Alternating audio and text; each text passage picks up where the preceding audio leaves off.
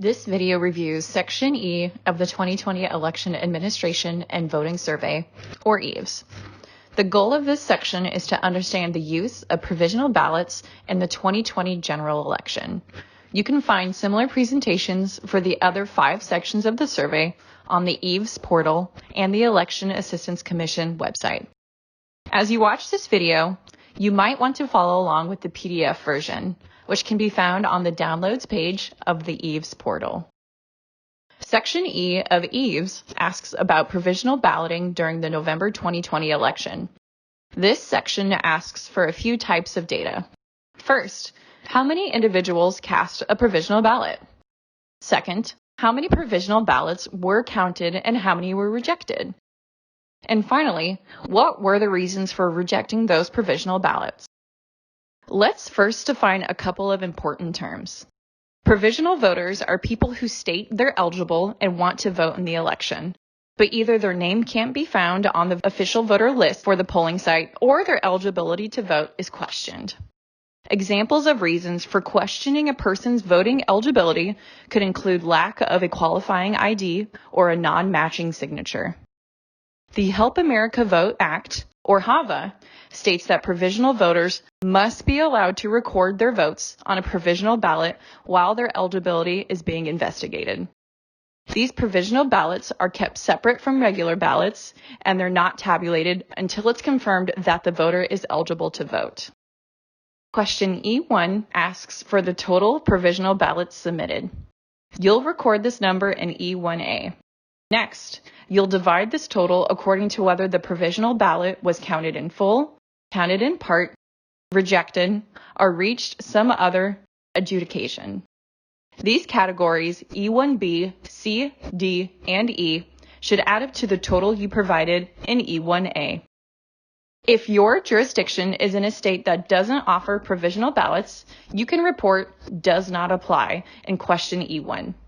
You may also need to report does not apply in E1C if your state or jurisdiction legally cannot partially count provisional ballots.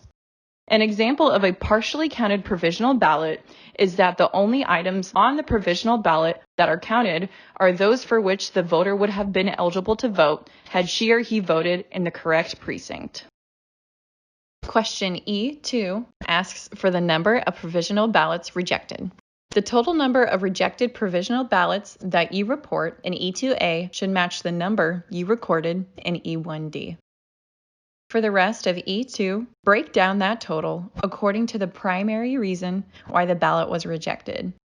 Those reasons could include the voter not being registered in the state, the voter being registered but voting in the wrong jurisdiction, the voter being registered but voting in the wrong precinct, the voter failing to provide sufficient identification, the ballot or envelope being incomplete or illegible, the ballot missing from the envelope, the ballot lacking a signature, the ballot having a signature that doesn't match with the voter's records, or the voter having already voted by another method.